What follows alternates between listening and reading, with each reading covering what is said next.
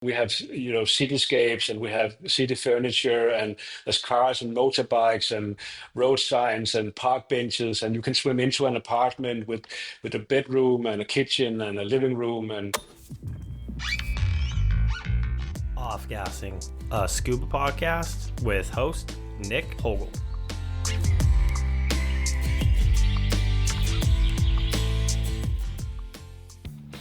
GUE instructor, PADI Course Director, musician, dive magazine editor, technical diver. To say that Jesper Kjøller is a man who wears many hats would be an understatement. In this episode, I get a chance to sit down with him and hear his story, a journey that brought him to Dubai, where he resides as the marketing manager for the deepest pool in the world. Not just a pool, but an experience waiting to be explored. Quest Magazine, Deep Dive Dubai, storytelling, GUE community, and much more. Please enjoy. Jesper, how are you doing? It's this evening for you, correct? yeah, it's 5 p.m. here in Dubai. Yeah. Okay, cool. So we're not too far off as far as times. Yeah, it gets kind of crazy sometimes when I chat with people that are across the globe, and it's like, oh, it's Yeah. morning their time, nighttime my time. Always makes for some interesting conversations. Well, cool. And I'm really excited to kind of hear about how you ended up in Dubai. But first of all, welcome to the podcast. Thank you very much for joining. It's amazing to have you on. I'm excited to hear your story. So thank you for coming on to the podcast today. Yeah, thank you so much for having me. It's actually a real treat for me because I'm such a podcast consumer. I hear podcasts like constantly. So actually being in the receiving end and actually being on a podcast for me is actually quite exciting. So I've been looking forward to this. I've been very much looking forward to it too. And actually, I've had in the past couple days, and I think in the next few days, I have some other GUE members of the GUE community. hmm So it's always nice to chat with the members of the GUE community. But my first question I would like to ask you is, tell me how and why you became a diver. Tell me about that first breath underwater. What led to that moment? Was it, I absolutely hate this? Was it, I absolutely love this? Tell me all about it. Yeah, so diving was always on my radar. When I grew up, I was watching.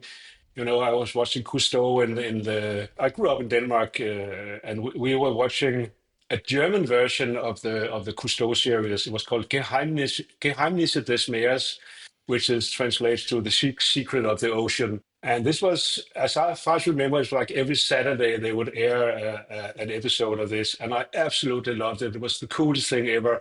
It was in black and white.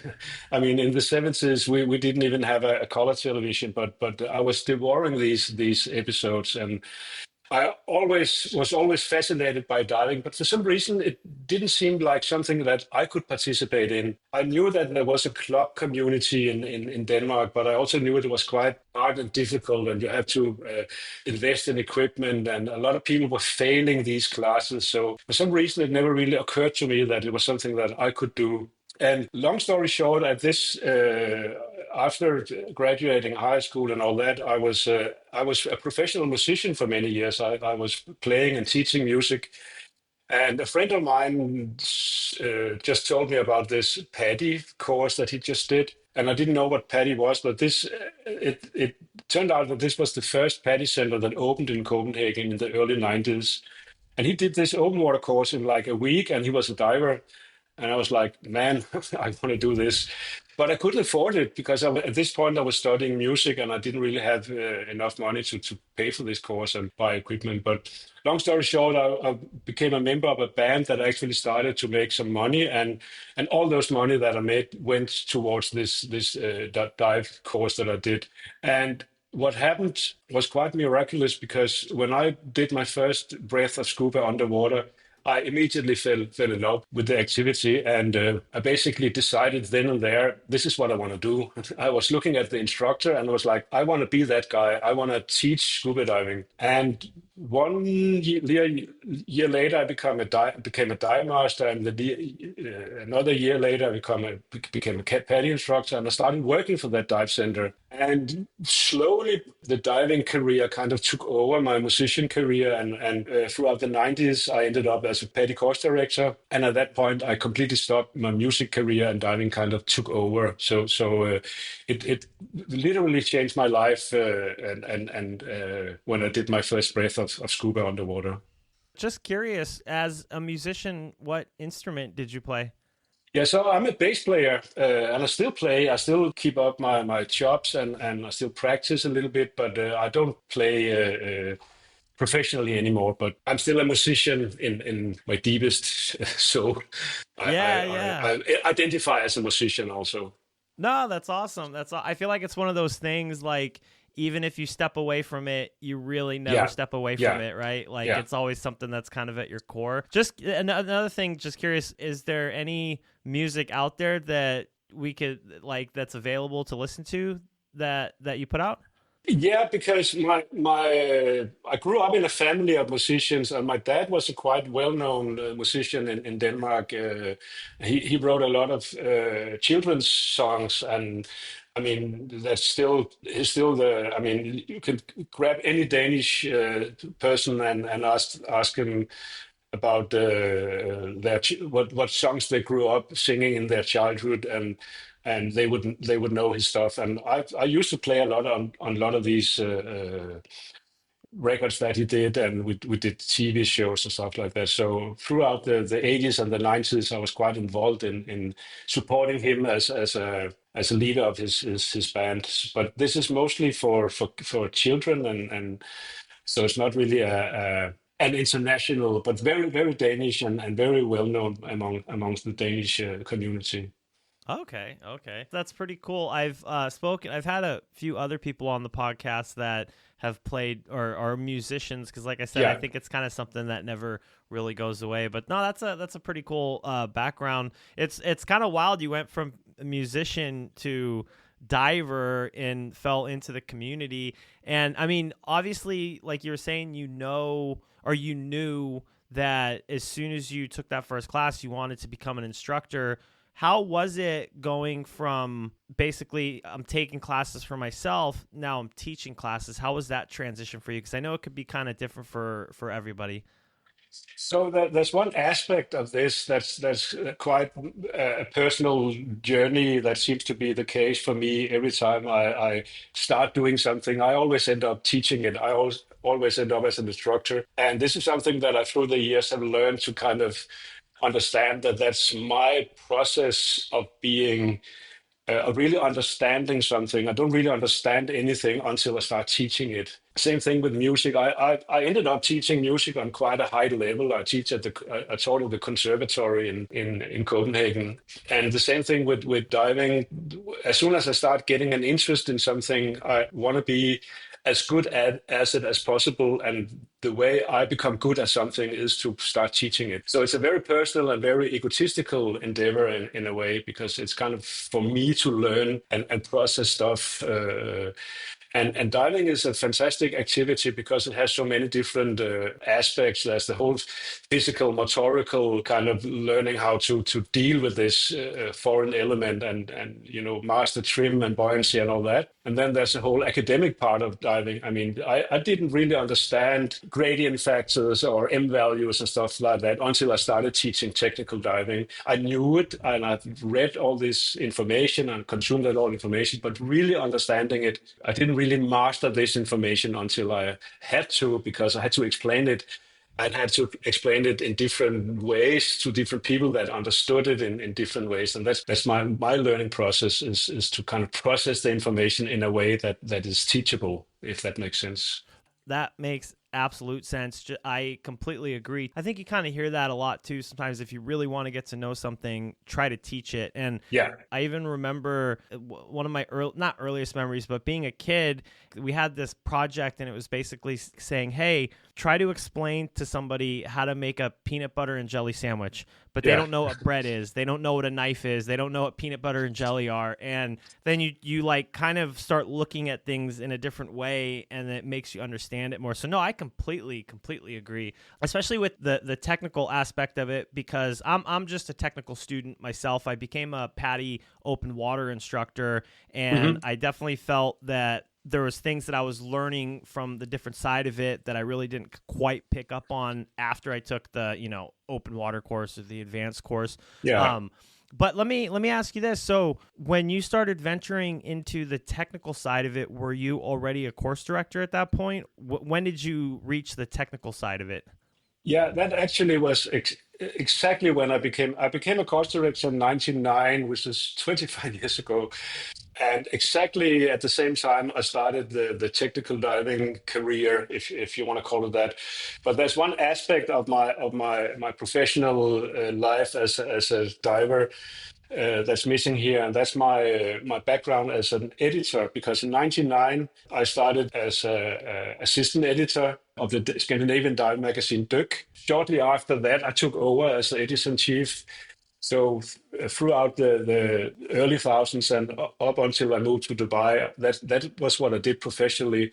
So I was editing the magazine, I was writing articles, traveling all over the world, taking pictures and writing for magazines, primarily our own magazine. And meanwhile, I was teaching PADI IDCs as a course director, and I did my technical diver training first as a student, and then I started becoming a tech dive instructor as well. So those three things kind of went hand in hand: my editor career and PADI course director, teaching instructor courses, and the technical dive training.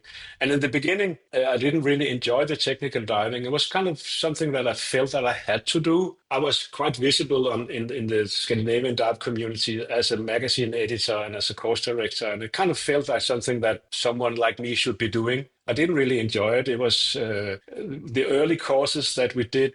I didn't feel confident in the training. I didn't feel confident in my abilities, in the instructor, in the procedures that we were taught, and that's why I started to kind of think there must be another way to do this. There must be a different approach, and I stumbled across the DIR philosophy that became visible and this is in the early days of the internet also. So this was like in different news groups and other kind of forums that don't exist anymore. But there was a quite strong Scandinavian DIR/GUE community, and I kind of like the idea of simplicity and standardization and protocols and all that. It kind of it's kind of seemed as a good solution to the problems that I felt when it came to technical diving. Then in 2007, I got the opportunity to do a GUE fundamentals course, and that was a life-changing experience because that's where everything kind of fell into place.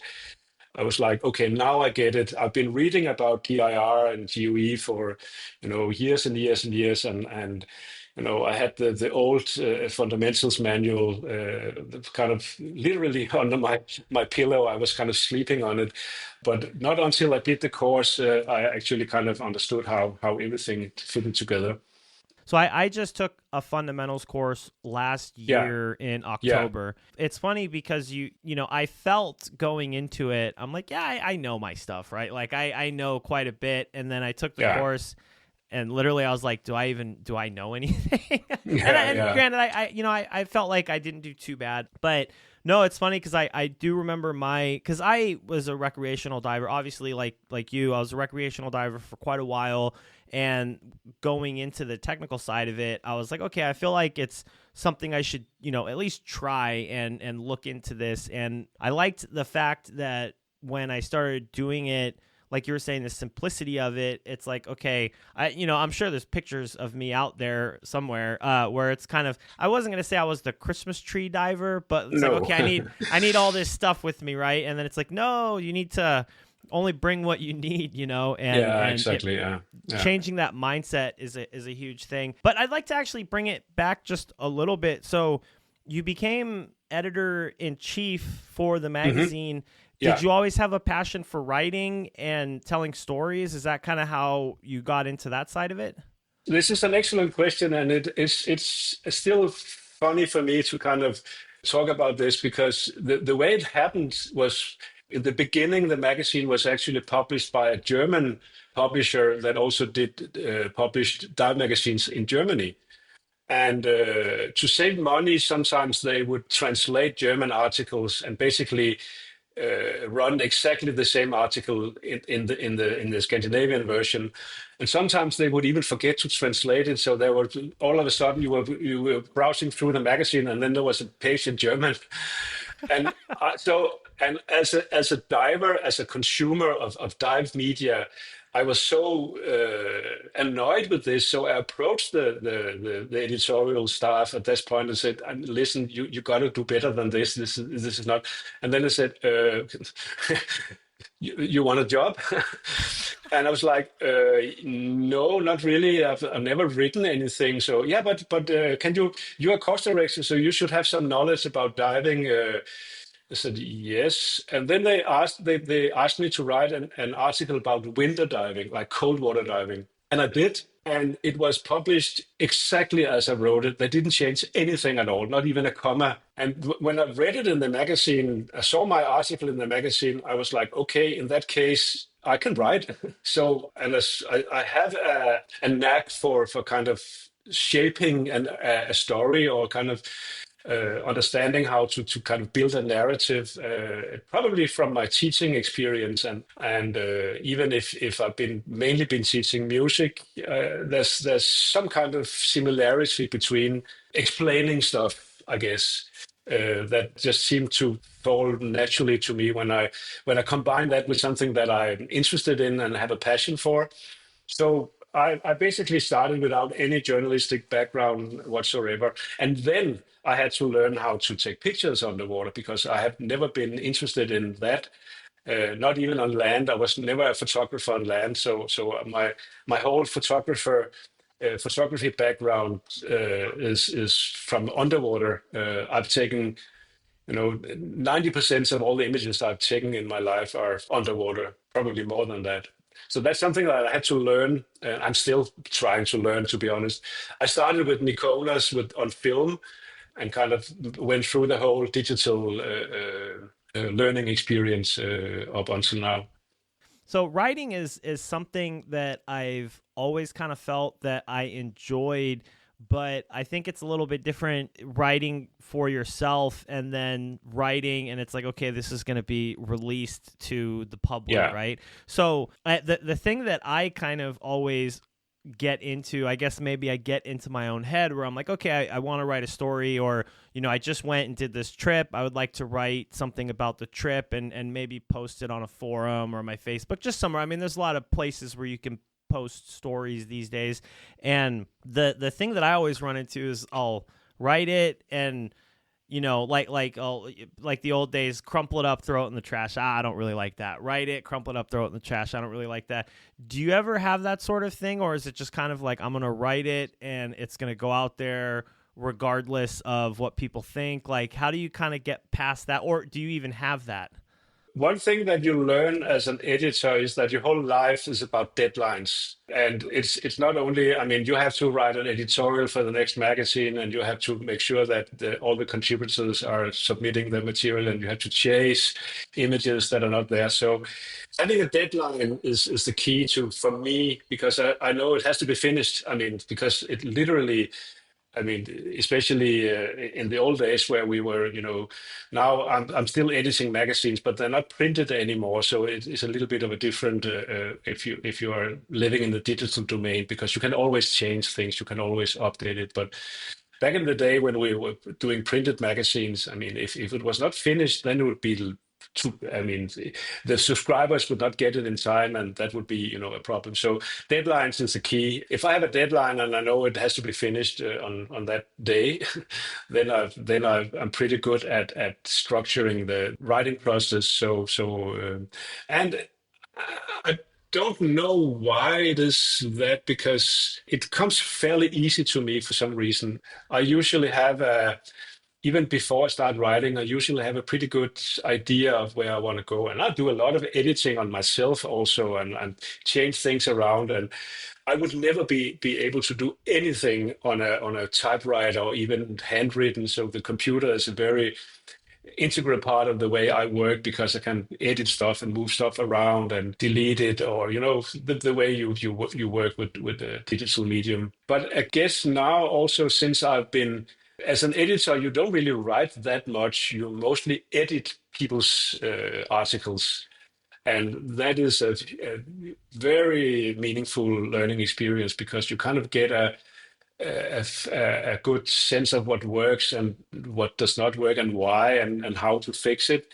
I've ghostwritten hundreds and hundreds of articles and fixed, bad text and it's hard because in the diving industry, it's not. I mean, you work a lot with amateurs and I use that term in the most positive sense of the word, but they're not professional writers. So you really have to do a lot of ghostwriting and a lot of fixing. I also always tell people, don't start with the beginning, start with the most interesting part.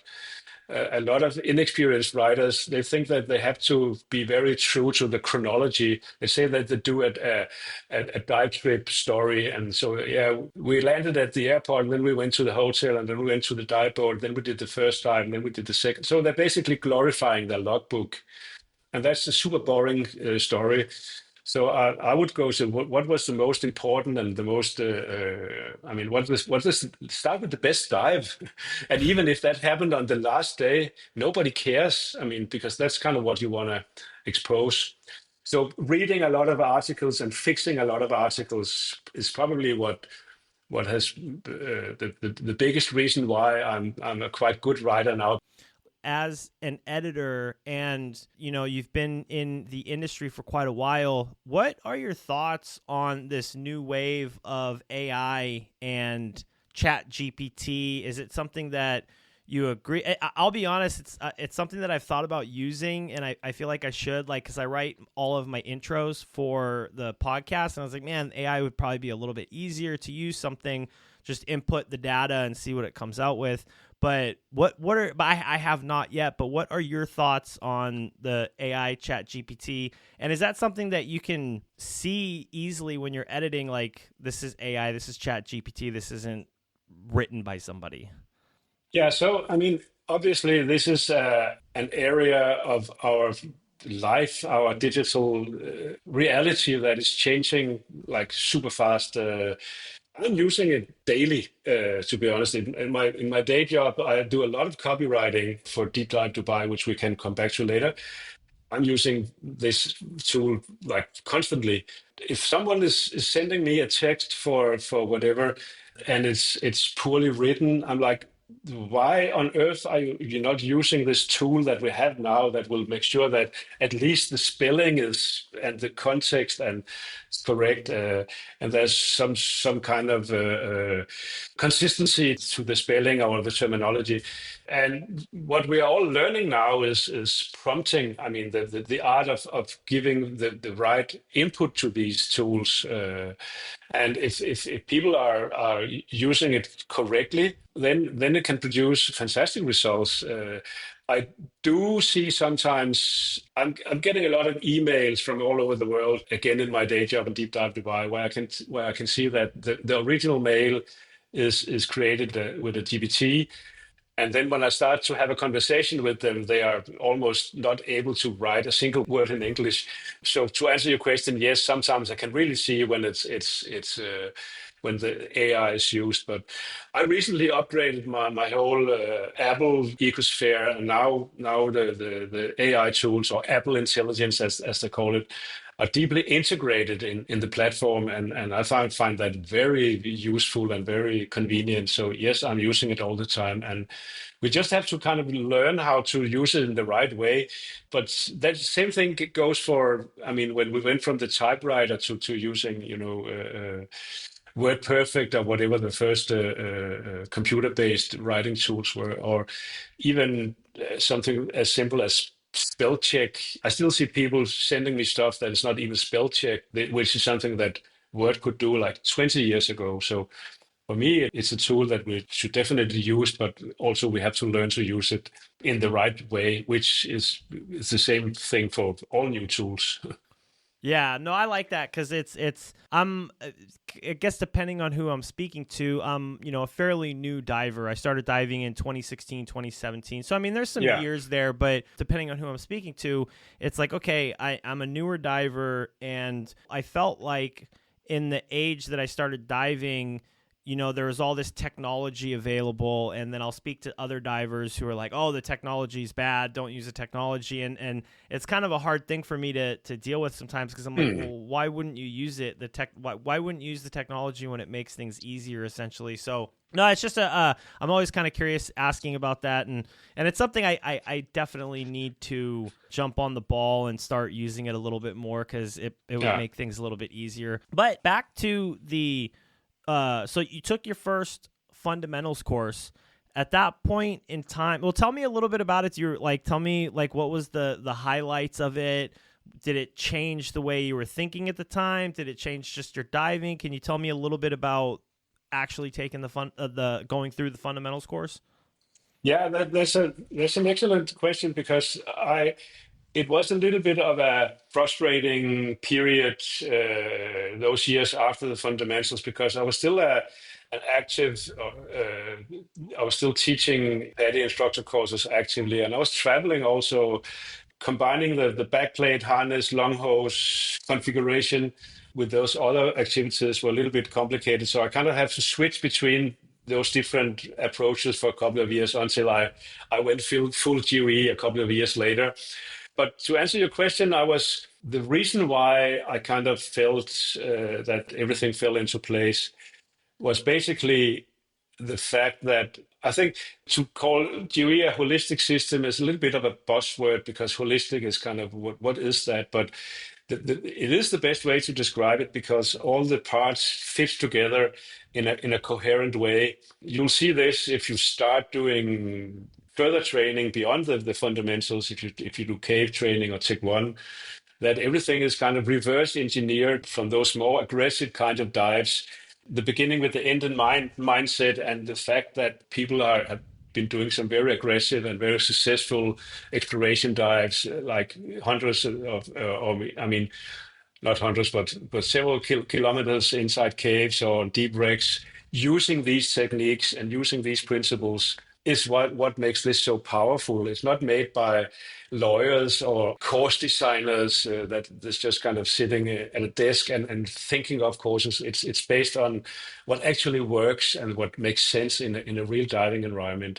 And that realization came to me when I did my fundamental courses. This is a tradition that is delivered to me, and a tradition that is based on actual diving exploration, and it simply works in out there in the real environment. So obviously the DIR system has been around for quite a while, and I just finished reading the book, actually, The Darkness Beckons. But, it's kind of just the history of cave diving, caving, all going through. Martin Farr is the author. Yes. And there was a picture in there. I don't know when the picture was taken. I can't quite remember from the text, but it's of an early GUE diver, probably like the early GUE diver. I think it was George Irvine. And the way that he looked in the picture from 20 plus years ago, you could literally go look at a GUE diver today, and they look not identical, but they look very similar. And it's a style that has stood the test of time. It works to the point where it's like you literally could put a picture of a GUE diver today going out and doing the same thing. And I was like, I mean, it works. They haven't had to change the configuration drastically, or I'm sure there's been a slight changes here and there, but it kind of just blew my mind a little bit. I was like, man, it literally looks like that picture was taken yesterday. It was kind of crazy. And I do like that approach. And I am definitely, when I took the fundamentals course, like I was saying, it was one of those courses that I think you kind of hear about this day and age, if you kind of start getting into diving, you start to hear about the fundamentals course. And to me, it was like, okay, this is, I'll go and take it. I don't know how much I'll learn, but to me, it was more of like, it's a test of my skills, right? Like, where am I? It's like the ultimate tier. Like, okay, if I could pass the fundamentals course, then I'm a good diver. And it kind of blew my mind on some of the stuff. I was just like I'll be honest, I didn't even know how to set up well, I don't want to say I didn't know how, but I felt like when she was showing me how to set up the back plate and where it should sit on my back, I was like, really? I was like, Yeah, yeah. just little tiny things like that make a world of difference. And so I really, really, really enjoyed the course. So you said you were kind of going back and forth a little bit. When you took the fundamentals course, did you have it in your mind, I want to continue down the GUE instructor path at that point, or was it something that kind of came over time, just diving that style? So funnily enough, when it comes to my career in all other areas, I was never really shy about having big goals. And when I did my instructor course, PADI instructor course, during that course, I decided I wanted to become a course director, which is maybe can seem a little bit cocky, but again, I was looking at the course director and kind of so I want to be that guy. I want to do what he's doing because that's cool. But I did not dare to do that with the GUE community in the beginning because it seemed so inaccessible. And these guys were, I mean, I kind of knew the early the GUE kind of heroes, Jared and Richard Lundgren and Andrew Jiu-Jitsu. I met them on dive shows and I knew who they were and they were my heroes and my mentors. So thinking at that point that I would become a GUE instructor was too far out of my kind of the way that my mindset worked. So it took me a while to kind of gain the confidence. I did the Tech One course and I did K1, and then I had a very good friend of mine, a Danish guy that ended up becoming the first Danish GUE instructor, and he was kind of I wouldn't say my mentor because we were kind of equals, but at least he kind of showed me that that this was actually an accessible way, and so that's I kind of modeled myself after him, and so okay, if he can do it, I I'll give it a try, and I also became a little bit frustrated with because I wanted to teach technical diving. And I've become frustrated with the way PADI approached the technical dive training. They've updated and fixed the courses recently, allowing trimix on the courses, for instance. But in the beginning, I did not really see myself teaching technical diving because I was a GUE diver and then teaching technical diving as a PADI instructor trainer that I couldn't combine those two approaches and I couldn't find a way to talk about technical diving in a PADI environment and kind of being true to the way I believe technical diving should be, or any diving for that matter, should be done. So that's why I eventually ended up on a GUE instructor course. And yeah, so it took me a while to kind of to get the guts to actually think of myself as a GUE instructor. How did you find their approach to the ITC, their approach to creating an instructor? Can you tell me how that whole process was? Yeah, because the biggest difference, I mean, you've done a PADI IDC and a PADI IE, so you've seen this very atomicized approach to dive training. You have like a 10-minute lecture you have to do on the IE, and that's it. If you pass it, you pass it, and you're an instructor.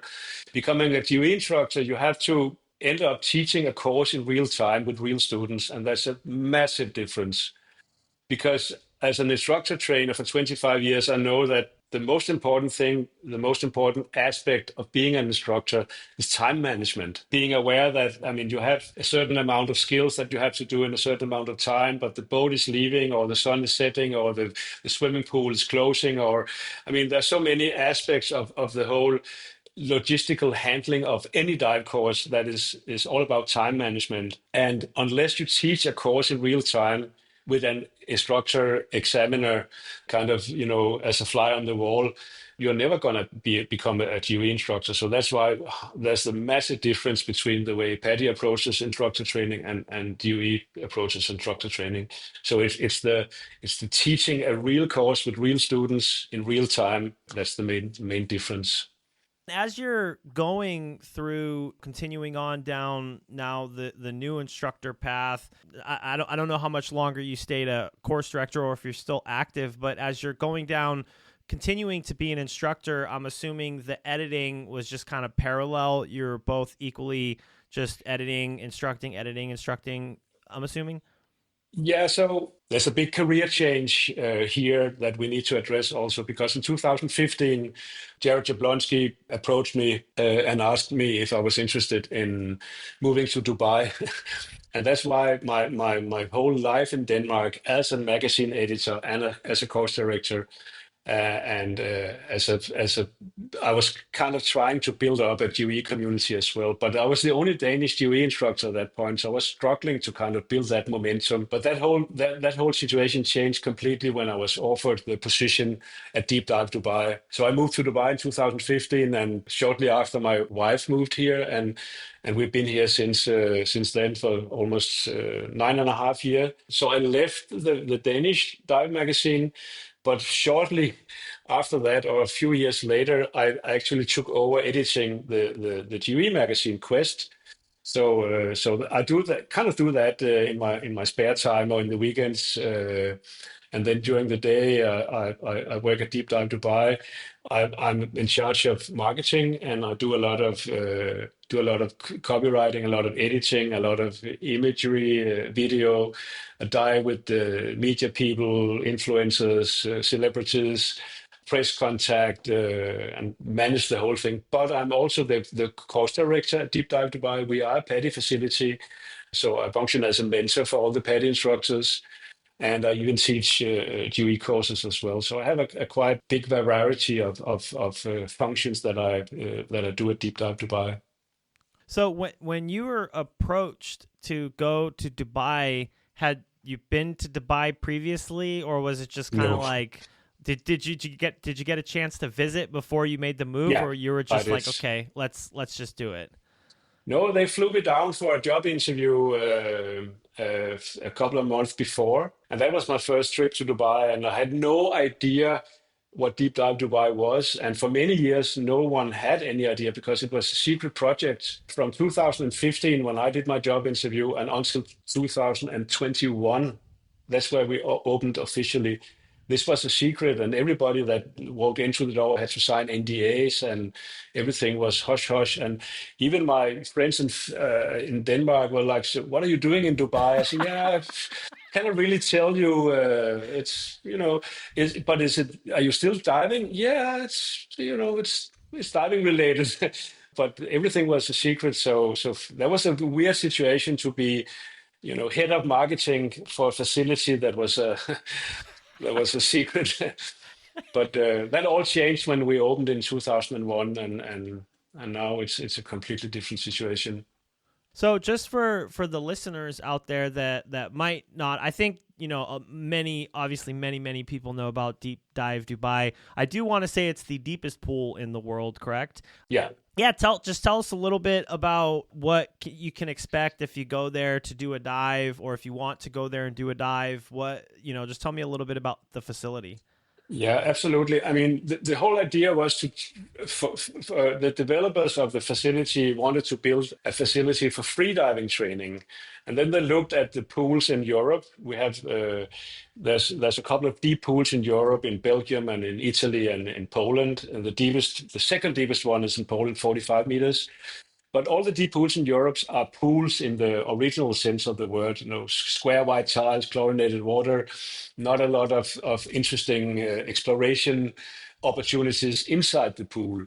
And that's where Deep Dive Dubai is quite different. Not only is it the deepest pool in the world, 60 meters, 200 feet, but it's themed like a sunken city. So instead of just having a deep hole in the ground, you feel like you are swimming in a flooded metropolis like Manhattan.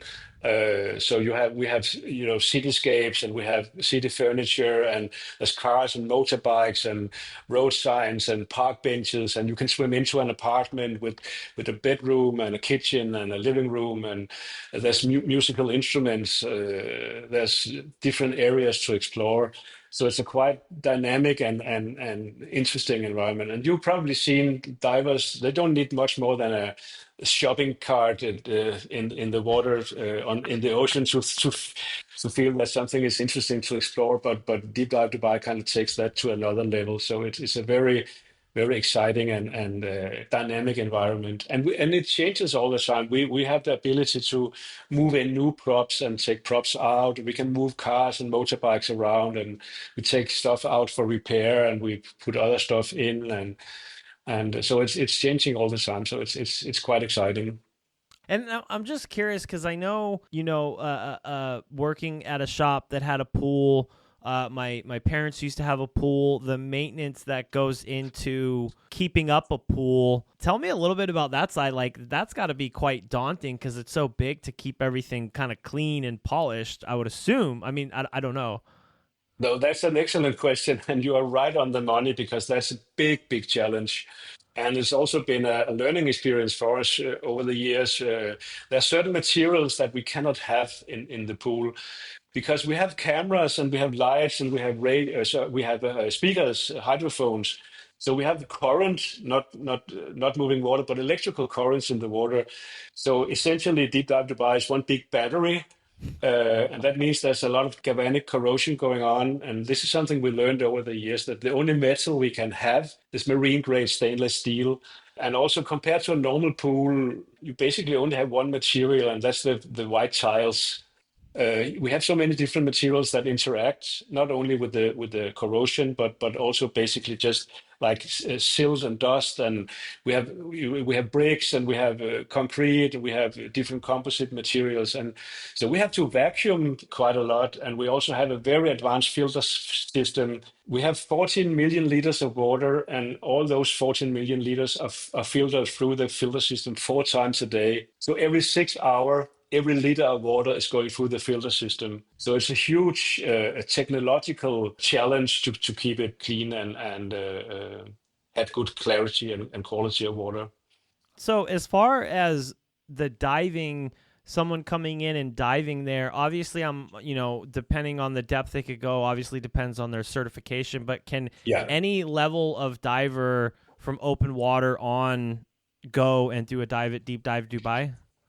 Absolutely, and even before that, because our biggest market segment is tri divers. We discover scuba dives. I think it's around 40% of our guests that are non-divers. So they do the first dive in their life in Deep Dive Dubai, and it's a very safe and predictable environment compared to doing this in the ocean from a boat or from the shore.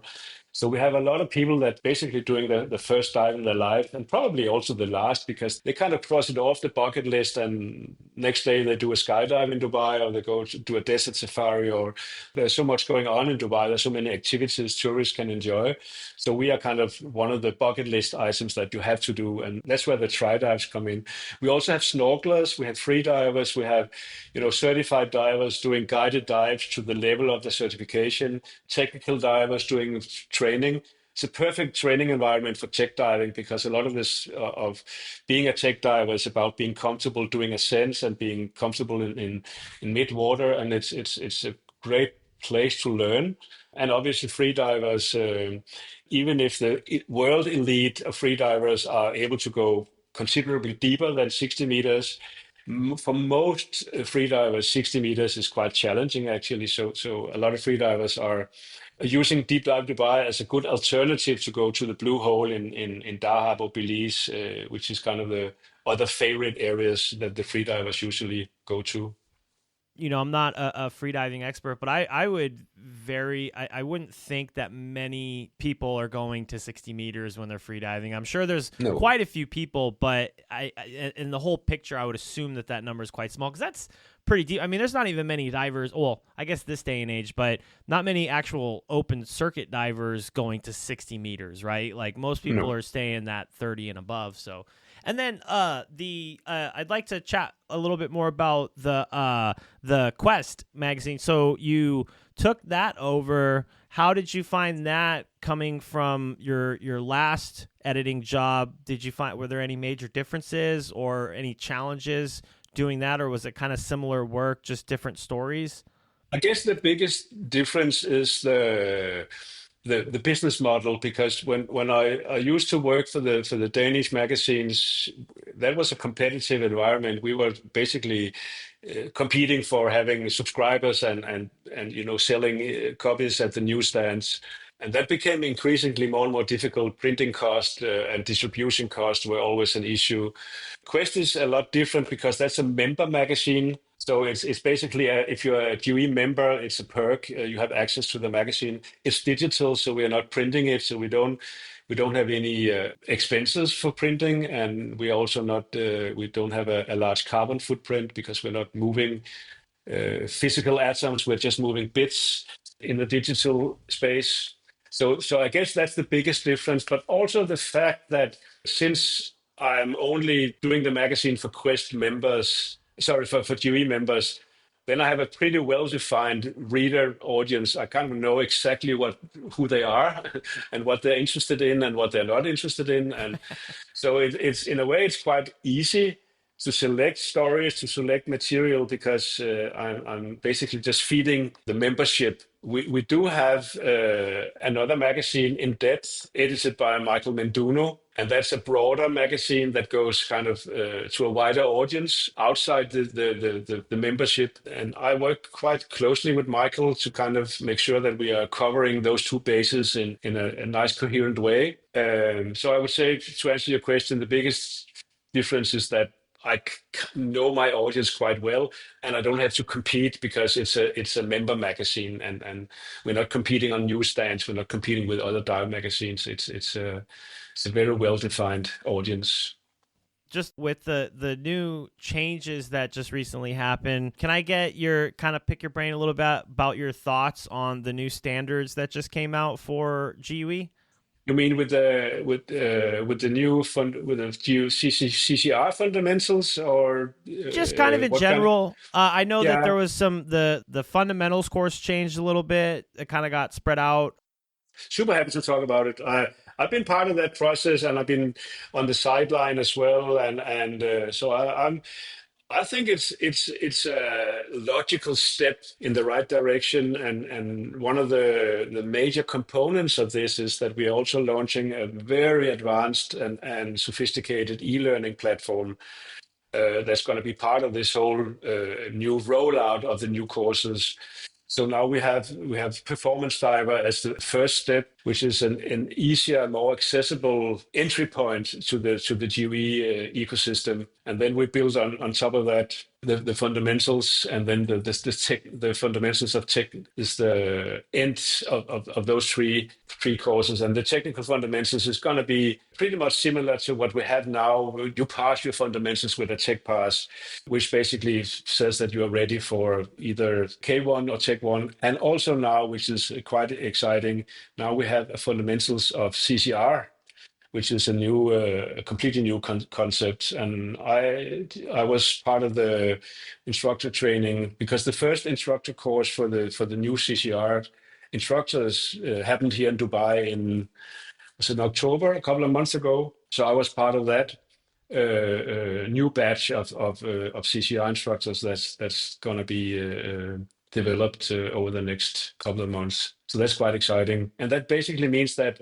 it's the CCR concept in the GUE family is going to be more accessible, and it's going to be a more. Before we had Tech 1 as the entry level requirement, but now it's just fundamentals with a Tech pass. Then you can start your CCR training. So we are making the path towards CCR more accessible and more approachable.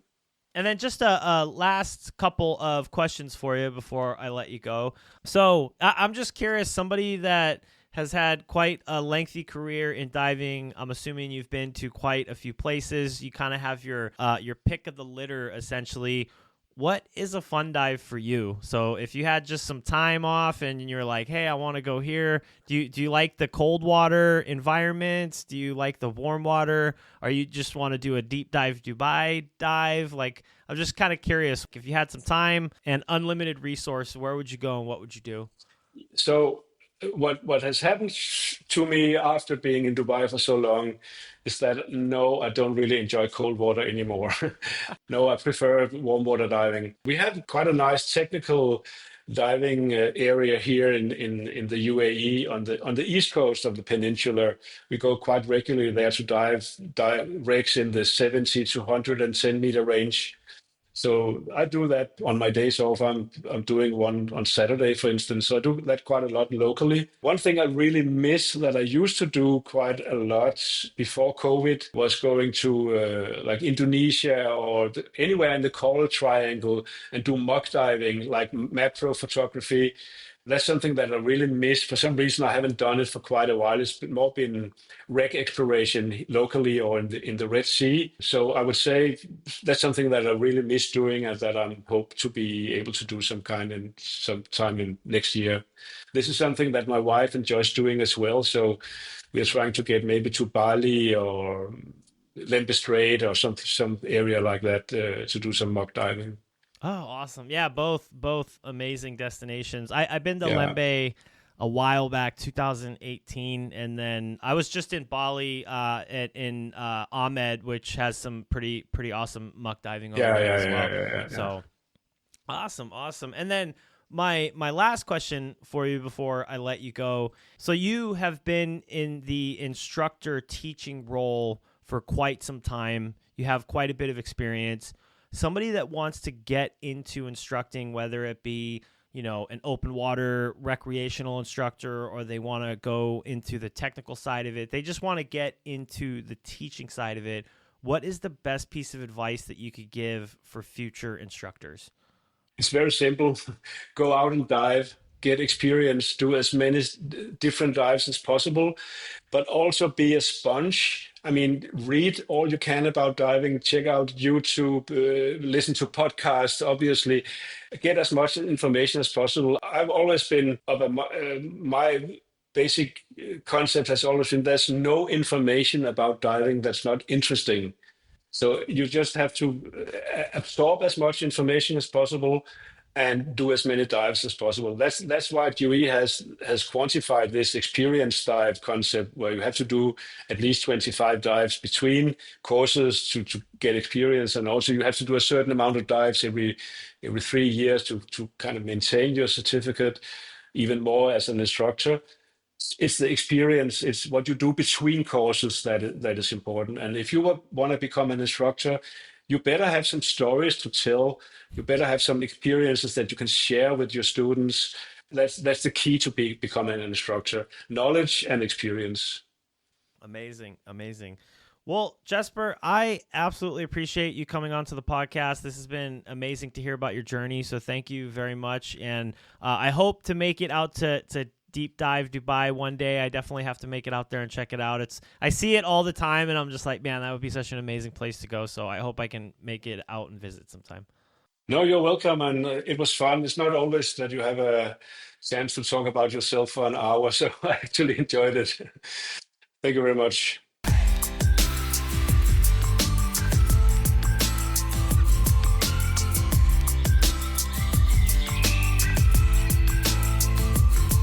Offgassing, a scuba podcast.